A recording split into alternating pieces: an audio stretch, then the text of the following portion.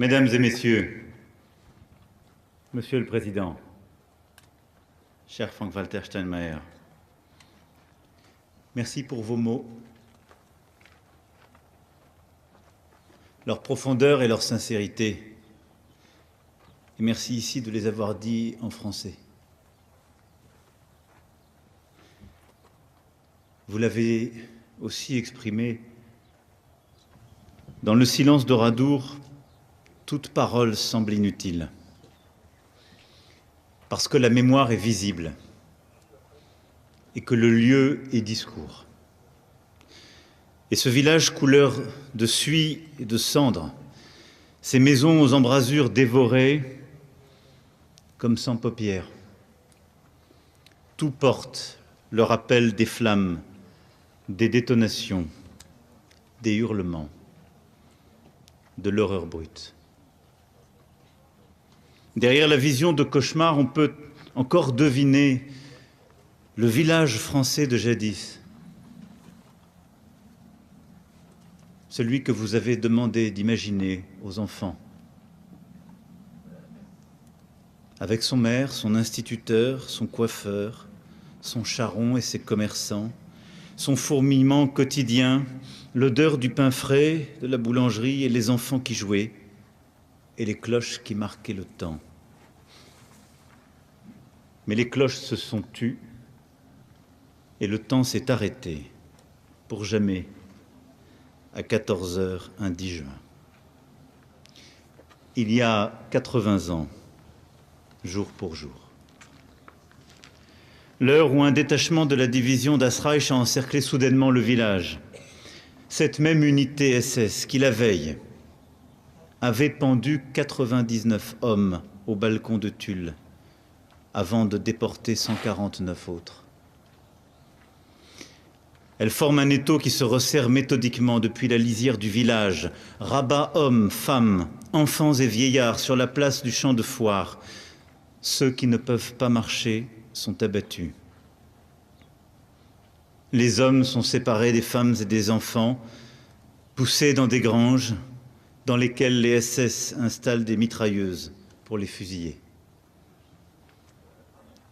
Les femmes et les enfants sont regroupés dans l'église, bientôt mitraillés, dynamités, incendiés.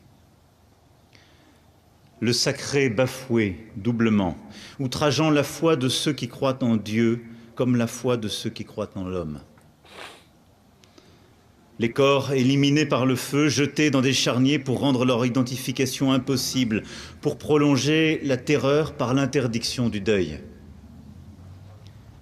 643 suppliciés, dont 207 enfants et 246 femmes. Non pas simplement victimes, mais bien martyrs, parce qu'ils ont été pris pour bouc émissaire de la liberté.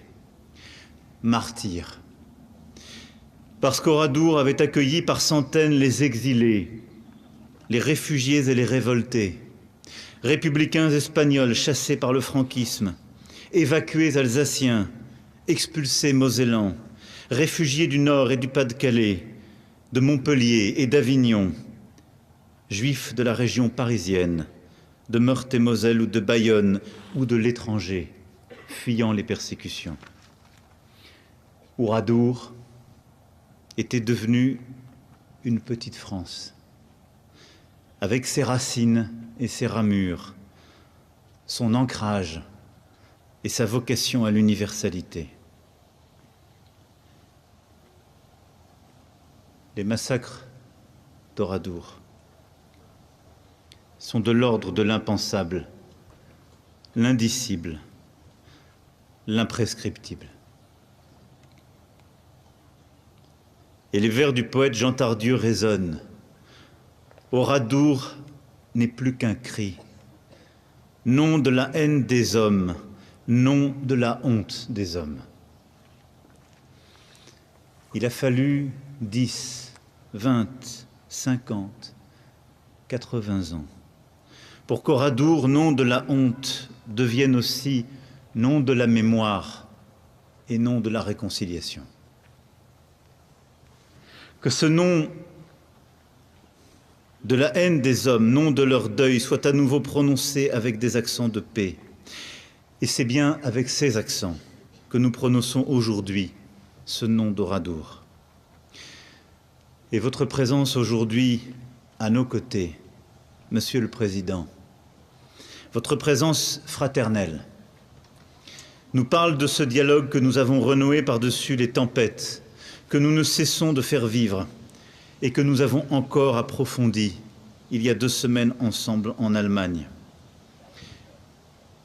Nos 2 peuples regardent en face Oradour, main dans la main, côte à côte. Comme sont côte à côte aujourd'hui la petite fille allemande d'Adolf Heinrich, l'un des Waffen-SS qui a participé au massacre, et la petite fille française du dernier témoin, celui à qui nous pensons tant aujourd'hui, Robert Hebras. Elles n'ont pas peur. Elles n'ont pas peur aujourd'hui de regarder l'histoire en face. Elles n'ont pas peur de se connaître, de s'estimer, de dialoguer, de témoigner, de raconter ensemble inlassablement.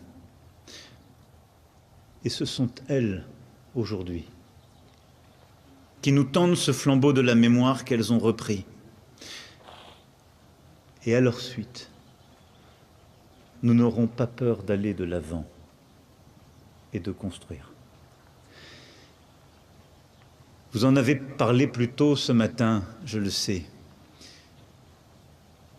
Il y a dans ce village des murs qui ont tenu, quelques-uns qui ont survécu, et ce chêne de 1848 qui jamais ne s'est abattu. Mais au-delà de cette vie qui a survécu avec l'innocence qui l'accompagne, il y a le chemin qui n'est pas moins glorieux et si difficultueux de la mémoire et de la réconciliation.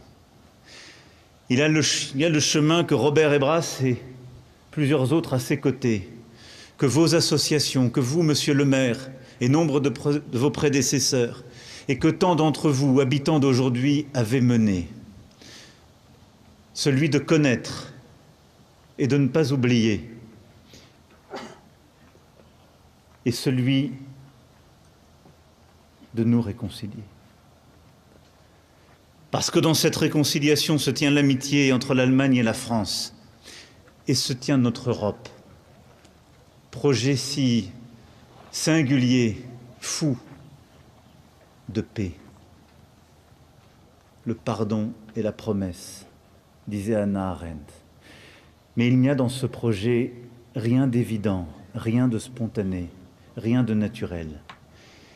Il y a le courage des générations qui l'ont vécu, et il doit y avoir le même courage et la même détermination de leurs petits-enfants, comme celui que vous nous avez montré, mesdames, à l'instant. C'est ce chemin qu'il nous faut emprunter. Alors oui, nous nous rappellerons d'Oradour, toujours.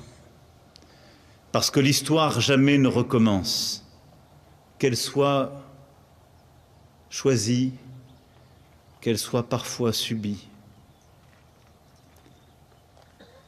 Et c'est dans ce souvenir, dans les cendres d'Oradour, que nous devons faire renaître la force de cette réconciliation, la sève de notre projet européen et notre volonté encore bien présente de liberté, d'égalité et de fraternité. Merci, Monsieur le Président, d'être à nos côtés en ce jour, d'avoir tenu ces mots. Et merci, mes chers compatriotes, d'être là, dans le silence de ce village où nous n'oublions rien, mais où nous voulons, fraternels, français, bâtir notre avenir. Vive la République, vive la France.